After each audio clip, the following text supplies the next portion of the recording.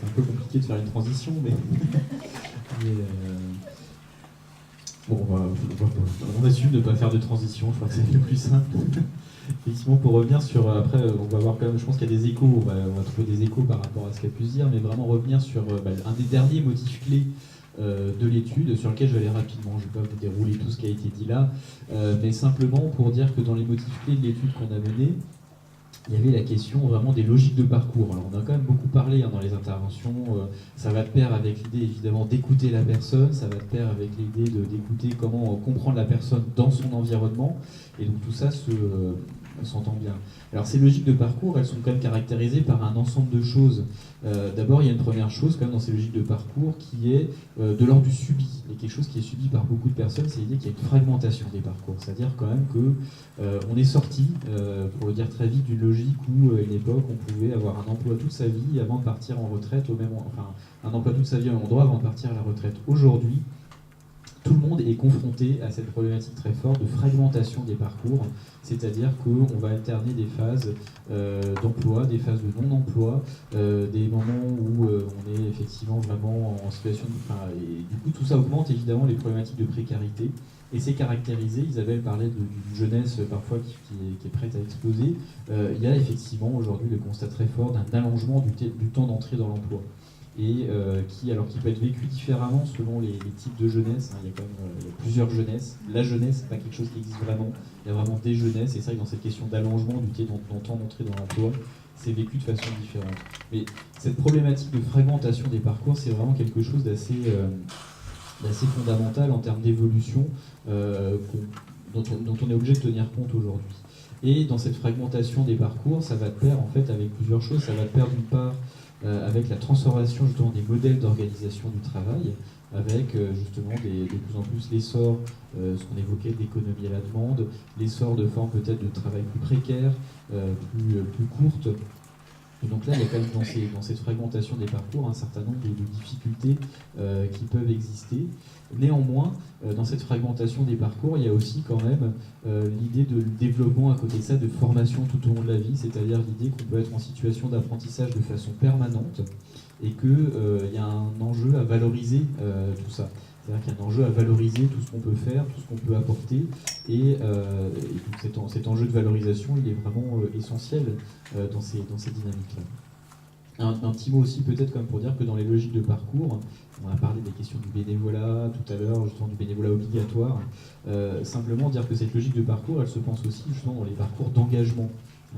L'engagement, beaucoup d'études et de travaux sociologiques le montrent, il est de moins en moins construit autour des logiques de défense d'une cause, mais plutôt autour de projets. Et donc on va plus facilement aller d'un projet à une autre, on ne va pas forcément rester toute sa vie dans une même association, on va plutôt aller d'un projet à un autre, parce que c'est un projet qui est porteur de sens, parce que c'est un projet qui répond aux valeurs qui sont celles aussi qu'on a envie de défendre. Et ce qui est intéressant quand même, c'est de se dire que dans ces logiques de parcours, à un moment donné, l'engagement, il peut se vivre à différents niveaux. Il peut se vivre aussi dans son travail. Il y a de plus en plus, alors vous évoquiez,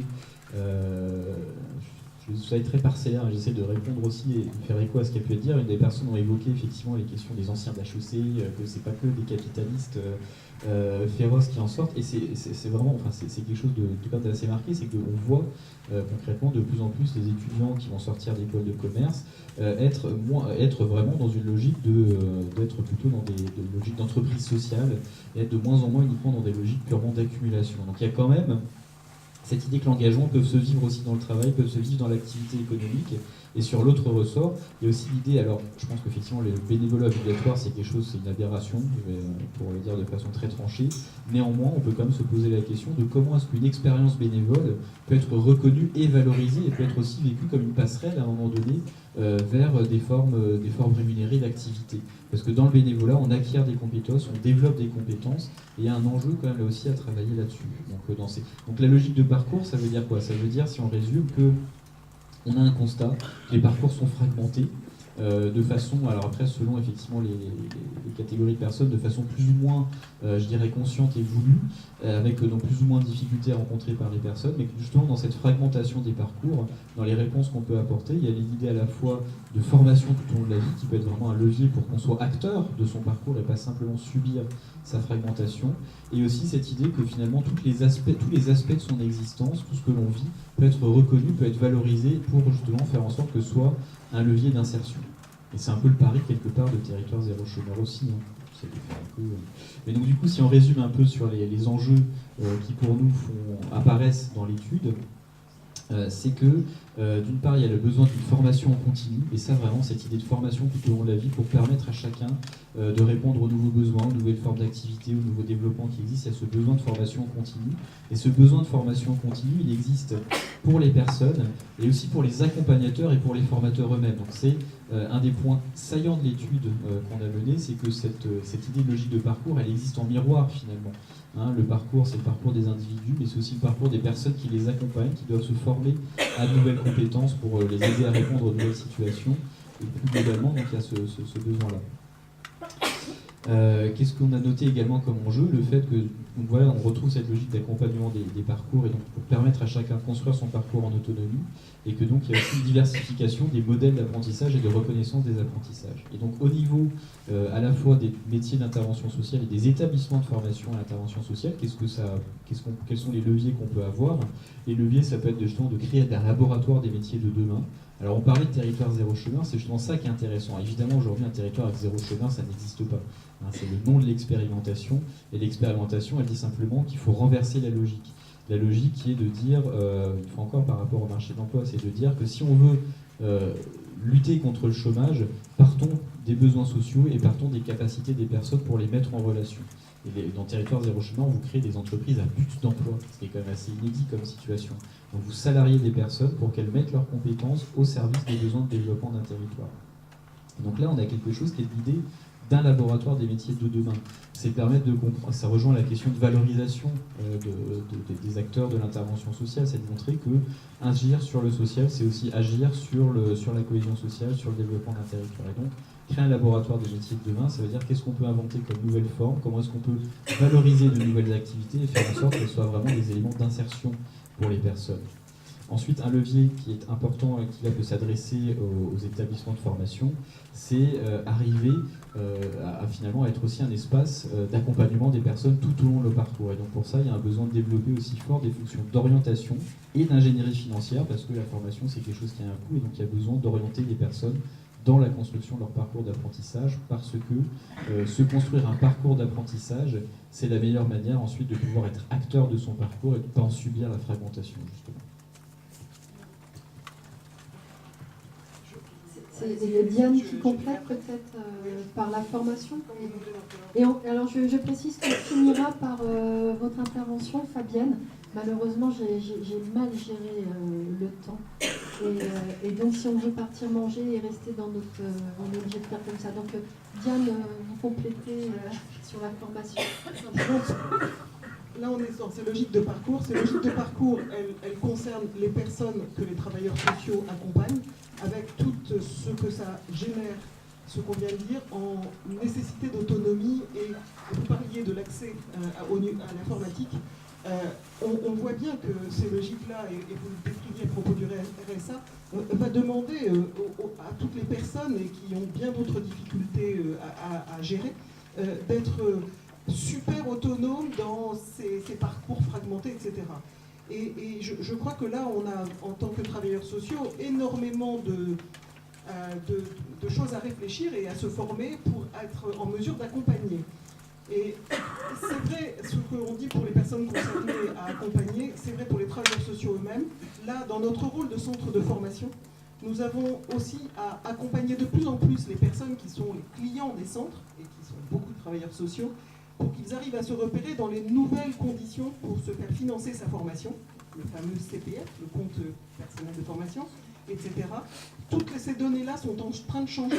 J'aurais tendance à encourager les travailleurs sociaux et les formateurs des centres de formation à vivre pour eux-mêmes, ils le vivent déjà en tant que parcours professionnel, mais de vivre aussi ces parcours de formation sous de nouvelles, qui demandent toute une complexité administrative et financière, cette ingénierie financière dont les centres de formation vont devoir se doter pour leurs clients. C'est aussi dans les ressources humaines de centres de formation, les formateurs, qu'il va falloir expérimenter tout ça. Et je terminerai sur le fait qu'il faut qu'on produise de nouvelles formations. Les travailleurs sociaux sont... il y a trop peu de formations qui leur sont proposées pour se redynamiser, pour pouvoir se spécialiser, pour pouvoir prendre en compte toutes ces nouveautés. Et donc, un des axes forts et nouveaux qu'on se donne à l'UNAFORIS, c'est de favoriser que les centres de formation, entre eux, créent de nouvelles formations. Et qu'on n'attende plus l'État à monter des nouveaux diplômes, etc. C'est beaucoup trop lent, il y a plus de sous, tout ce qu'on veut. Et donc, on arrive à proposer quand même des formations courtes, si possible certifiantes, si possible avec un titre au bout.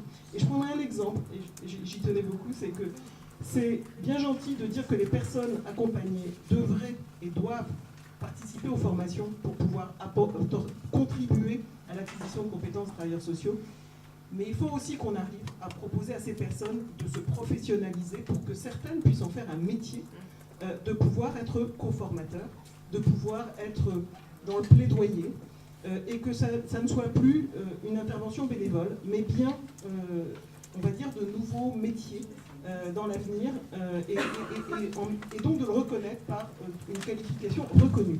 Et on cherche des ressources par appel d'offres, etc., pour pouvoir monter une telle formation avec les formateurs professionnels et les personnes concernées dans les 3 ans qui viennent. Fabienne, une dernière intervention. Alors juste, je rebondis C'est pas très Fabienne. rapidement sur cette dernière proposition, pardon, parce que je vais vraiment rebondir dessus. Sur cette idée, effectivement, comment est-ce qu'on permet de diplômer aussi les personnes concernées. Il y a un exemple qui peut être intéressant dont vous pouvez vous inspirer, c'est l'université des patients. Je ne sais pas si vous connaissez ce dispositif, mais qui justement consiste à dire que les personnes qui souffrent de maladies chroniques ont une expertise sur leur maladie, justement leur parcours de santé leur donne une expertise, et l'université des patients, ça consiste à donner accès à ces personnes à un diplôme d'université pour que derrière elles puissent travailler dans des organismes de médiation de santé. Et donc, voilà, ça peut être une source d'inspiration intéressante. Quand même, je trouve qu'il y a un oubli dans cette question de fragmentation des parcours. C'est celui quand même de l'incertitude qui pèse de plus en plus sur chacun, d'autant plus que la finalité, c'est quand même que sur cette même personne qui peut être fragilisée par des fragmentations de ses parcours, il faut en même temps qu'elle se mobilise pour être actrice de sa formation, actrice de son parcours, et que du coup je voudrais être attentive sur l'enjeu d'autonomie. C'est-à-dire qu'aujourd'hui, moi je me demande ce que ça veut dire d'être autonome.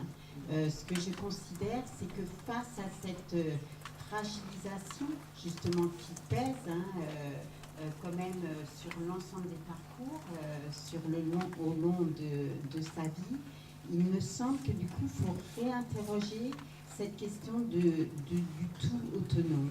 Oui, on constate pour chacun d'entre nous qui peut avoir des moments où, et ça ne nous empêche pas d'être autonome pour un tas d'autres activités, on a besoin de souffler, on a besoin d'être soutenu, on a besoin de mieux comprendre ce qu'il faut faire, et c'est de plus en plus complexe. Vous avez parlé d'autres dispositifs dans le champ de formation, et je pense que moi, le travail social a vraiment à se réinterroger sur cette question de visée d'autonomie et être là aussi dans des espaces intermédiaires où justement des personnes peuvent être dans des moments de rupture, dans des parcours, pour pouvoir du coup trouver des ressources, des lieux de ressourcement pour redéfinir, parce que les choses ne se font pas automatiquement. Et moi, je trouve qu'il ne faut pas oublier cette question-là. Il y a quand même une fragilisation de tout ce qui fait notre identité. Il faut du temps. Et je trouve que là, il y a une place pour le travail social.